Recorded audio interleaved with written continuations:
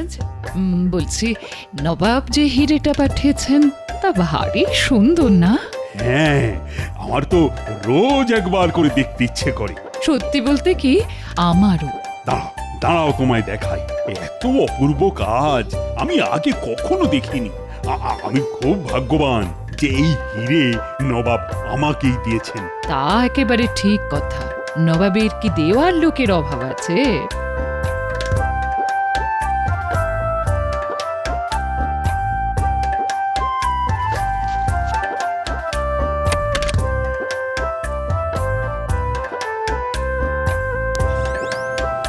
কি হিরে কোথায়? হিরে নেই মানে? হিরে কোথায় যাবে? এই সিন্ধুকের চাবি তো তোমার আঁচলে বাঁধা থাকে। দেখো তো আছে কিনা। না, নেই। কিন্তু এই শাড়ি তো কাচতে গিয়েছিল, সকালে এক দাসী দিয়ে গেল। কাল যে শাড়ি পরেছিলে তার মধ্যে নেই তো। ওটাও তো কাচতে দিয়ে গেছিল এক দাসী। ওই তো ওখানে আছে, দেখি তো ওটার মধ্যে আছে কিনা।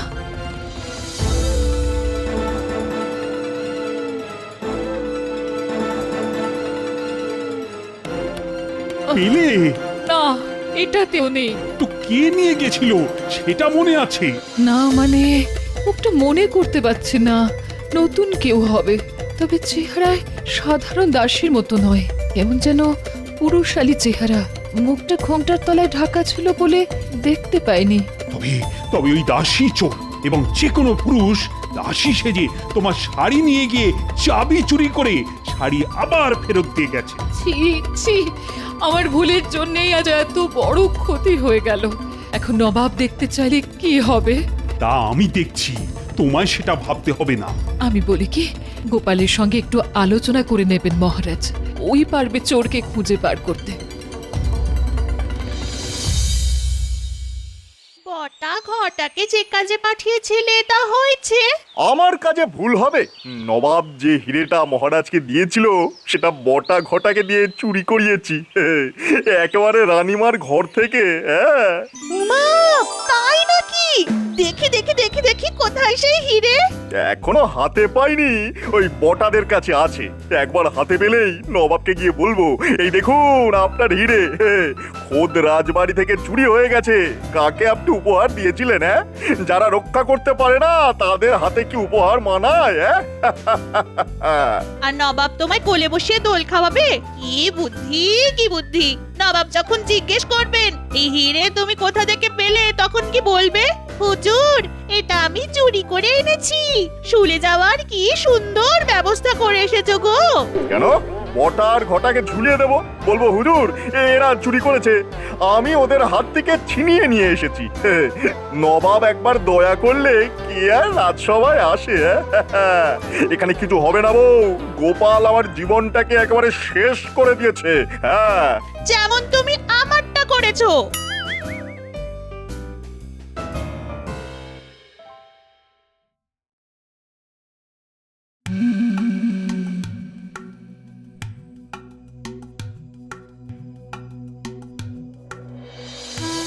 এ কি গোপাল, আজ এত দেরি হলো?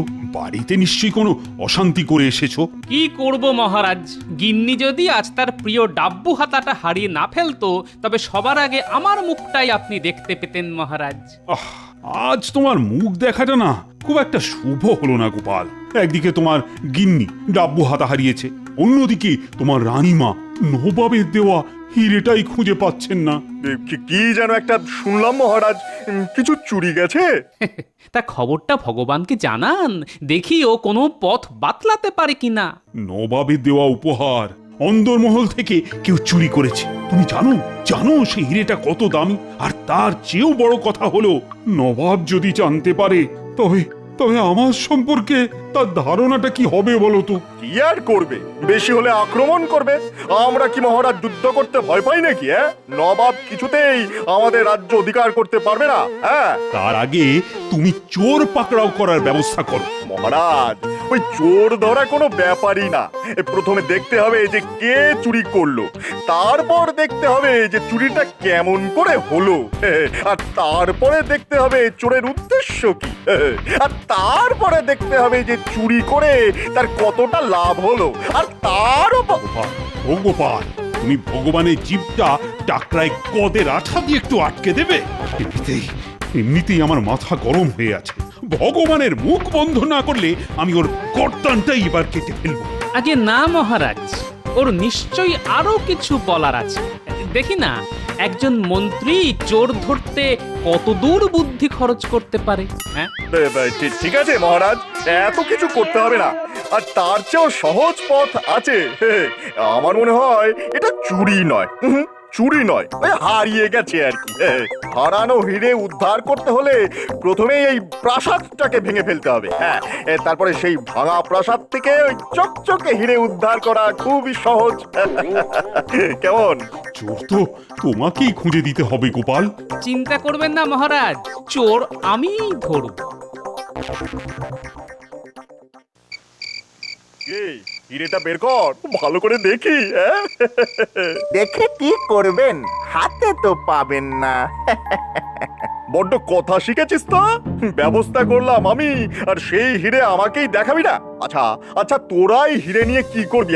মানে বাজারে তো বিক্রি করতে পারবি না। আরে নবাবের হিরে দেখলেই জহরিরা চিনে ফেলবে, তখন তো শুলে চড়া ছাড়া তোদের আর কোনো উপায় দেখতে পাচ্ছি না রে। হ্যাঁ তাই তো, ঘটা তোর মাথায় কিন্তু এই বুদ্ধিটা আসেনি। এর জন্যই তো মন্ত্রীমশাইকে প্রণাম করতে ইচ্ছে করে। শুধু আমার বুদ্ধিতে চল, দেখবি কোনো বিপদে পড়বি না। তা এবারে বলুন কি করতে হবে? সবার আগে হিরেটা আমার হাতে দে, তারপরে কি করতে হবে সেটা বলে দিই।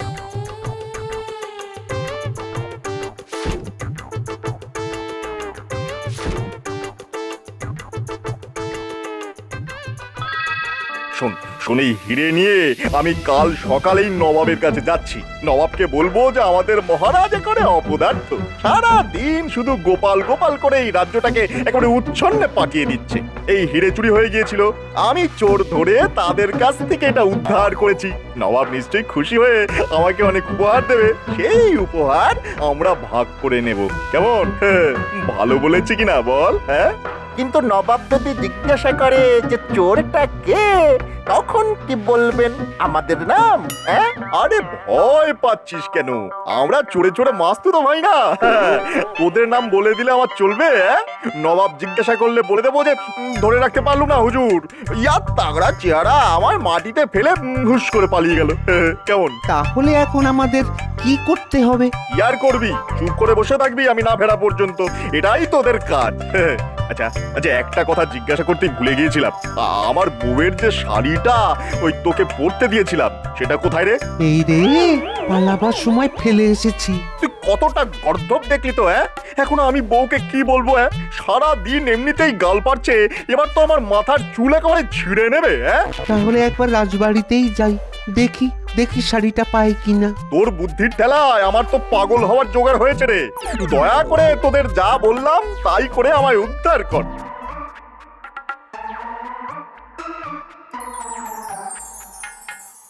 গোপাল, এই শাড়িটা দেখো, এটা অন্দরমহল থেকে পাওয়া গেছে।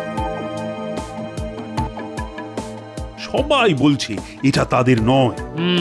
খুব সম্ভবত এটা হিরে চোরের, কিন্তু চোর শাড়ি ছেড়ে পালাবে কেন? তাহলে তাহলে বুঝেছি।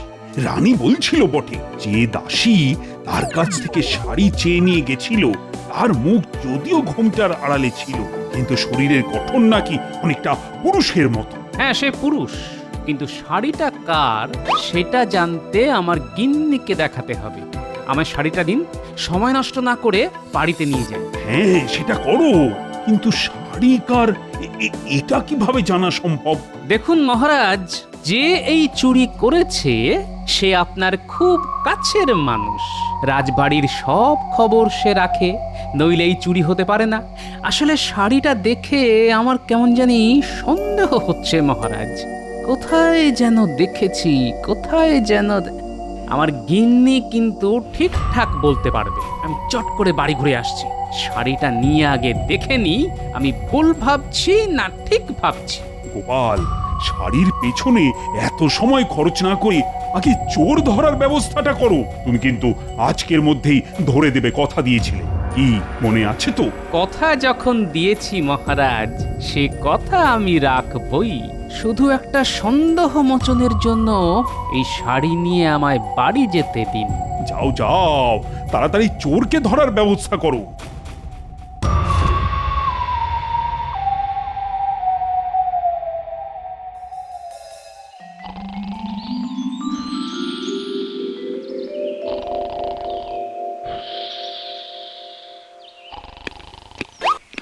একে তোমার হাতে শাড়ি? ওগো ওগো, আমার কি সর্বনাশ হলো গো! তুমি এখন অন্য মহিলার শাড়ি হাতে নিয়ে ঘুরে বেড়াচ্ছ? পুরো বয়সে কি ভীমরতিতে ধরল গো তোমায়? তাও যাত্রার শাড়ি নয়, একেবারে ভগবানের বউয়ের। কি বললে? এই শাড়িটা ভগবানের বউয়ের? তুমি ঠিক বলছো তো? শাড়ি হাতে করে ঘুরে বেড়াচ্ছ আর নেকা সেজে আমাকে প্রশ্ন করছো এই শাড়িটা কার গো? আরে তা নয়, তা নয়। নবাবের দেওয়া হিরে চুরি হয়েছে। যে চুরি করেছে সে এই শাড়ি পরে এসেছিল, আবার যাবার সময় ফেলেও গেছে। তাই তোমাকে জিজ্ঞেস করা এই শাড়িটা তুমি চেনো কিনা। এটা জানার খুব দরকার ছিল যে চোর এই শাড়ি পরে এসেছিল সে নারী না পুরুষ।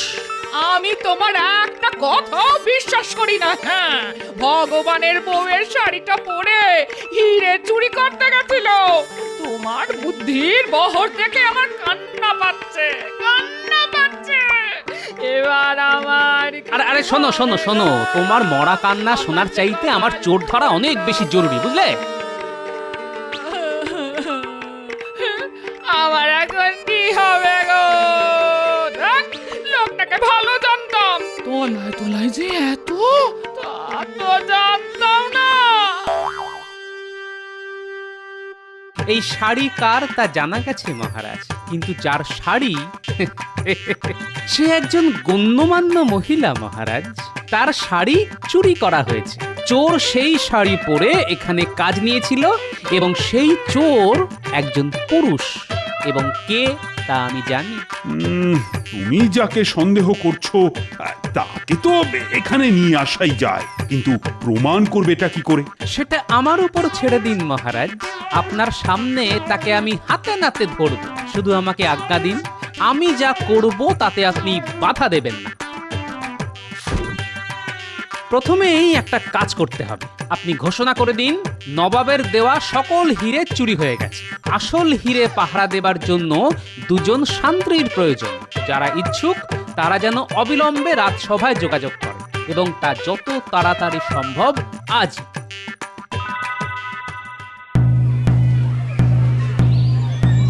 নবাব যে হিরে মহারাজকে দিয়েছিলেন তার নকলটা চুরি হয়ে গেছে, কিন্তু আসল হিরে আছে লোহার দেওয়ালের ভিতর।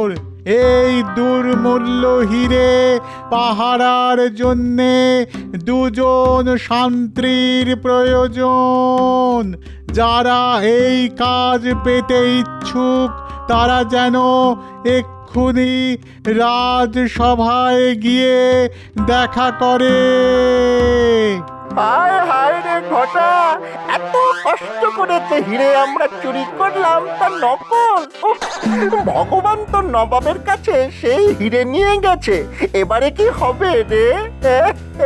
হ্যাঁ, নবাব ভগবানকে কোতল করবে আর ভগবান গড় গড় করে আমাদের নাম বলে দেবে। ব্যাস, এবারে ওই শুলে চড়তে হবে আমাদের। এক কাজ করি, শুনলি তো? আসল হীরের জন্য দুজন পাহারাদার লাগবে। শিগগিরই চল, রাজবাড়িতে গিয়ে দেখা করি। যদি চাকরিটা পাই তারপর আসলটা আবার চুরি করে ভগবানের হাতে দিয়ে দেব। এখনো নবাবের কাছে পৌঁছাতে পারেনি তো, কি বলিস? হ্যাঁ, চল চল, তাড়াতাড়ি চল, তাড়াতাড়ি চল।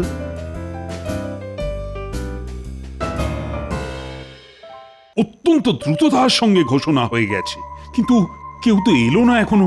এই এলো বলে একটু অপেক্ষা করুন মহারাজ।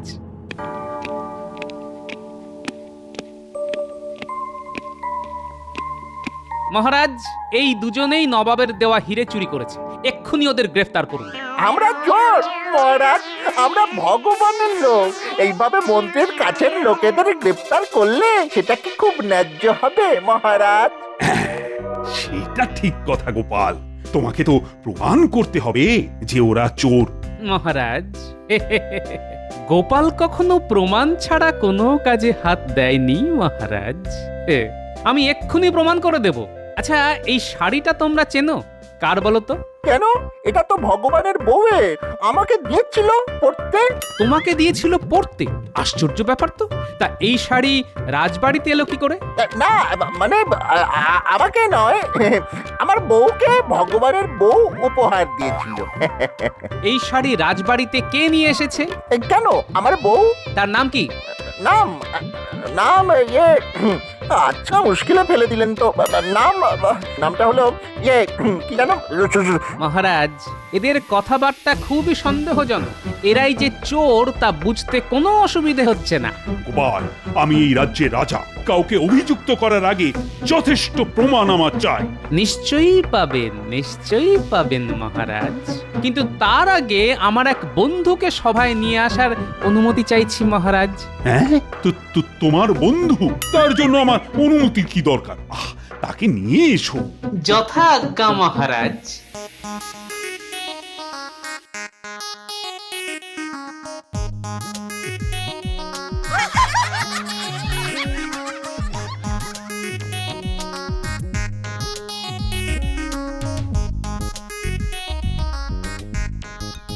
আরে গোপাল, তুমি বললে এক বন্ধুকে নিয়ে আসছো, তা নিয়ে এলে তো একটা গাধা। এ আমার অনেক দিনের বন্ধু মহারাজ, চোর ধরতে ওস্তাদ, একেবারে মন্ত্রপুত গর্ধ। আমি একটা পরীক্ষা নেব। এই গাধা অতি উত্তম গোবর দেয়, সেই গোবরে যে হাত ঢোকাবে সে চোর কিনা আমরা বুঝতে পারবো, কিছুতেই রেহাই পাবে না। হ্যাঁ, আমি এই গাধাকে বাইরে নিয়ে গিয়ে গোবর পাড়াই, তারপর এই দুজনকে ডাকবো।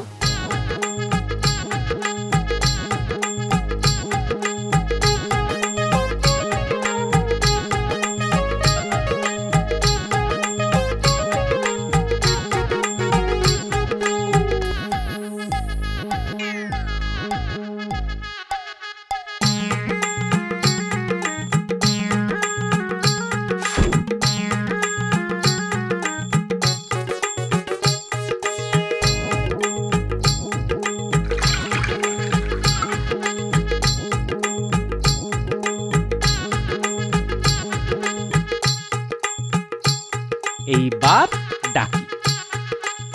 এই কে আছো? মহারাজ আর সঙ্গের দুজনকে আসতে বলো।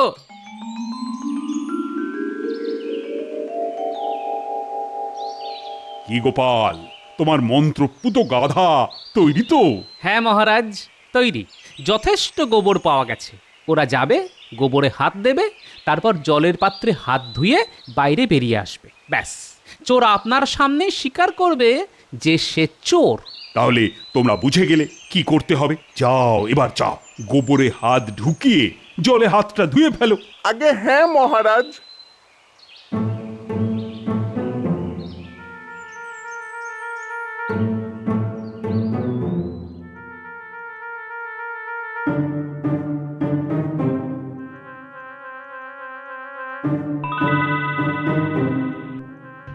এই গোপাল, তুমি কি করতে চাইছো বলো তো? আরে আমার মাথায় তো কিছু ঢুকছেই না। এতক্ষণ যখন অপেক্ষা করেছেন তখন আরেকটু দাঁড়ান, আমি হাতে নাতে প্রমাণ দেব। এদিকে এসো তোমরা।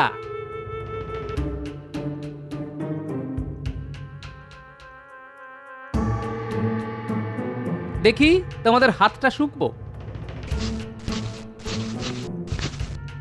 মহারাজ, এরাই চোর। আমি গোবরে কড়া আতর মিশিয়ে দিয়েছিলাম যাতে গন্ধ পাওয়া যায়।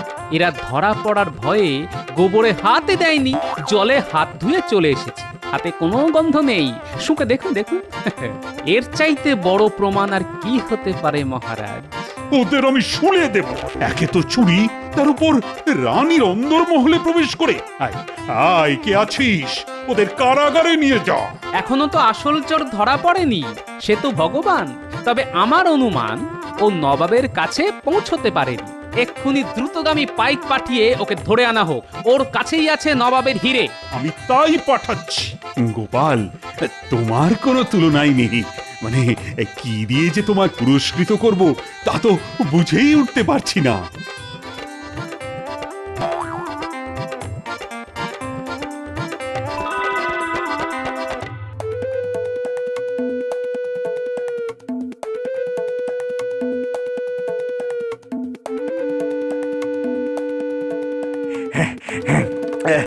প্রায় এসে গিয়েছি, আর একটুখানি রাস্তা।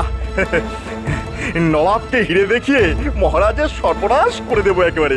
গোপালকে আমার গোলাম করে রাখবো। দেখি দেখি মহারাজ কি করে তাকে বাঁচায়।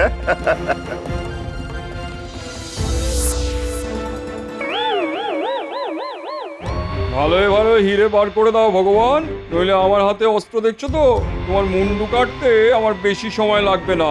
তোমার সব চাল গোপালের বুদ্ধিতে ধরা পড়ে গেছে। ভালোই ভালো হিরে ফেরত দাও, মহারাজের আদেশ, নইলে গ্যাচাং ফু। এবারও হেরে গেলাম। নিশ্চয় নিশ্চয় গোপালের কাছে। না না, আমায় এবার রাজ্য ছাড়তেই হবে। এখানে এখানে আর বেশি দিন থাকা যাবে না। তোমায় রাজ্য ছাড়তে হবে না, বাকি জীবন তোমায় এই রাজ্যের কারাগারেই থাকতে হবে।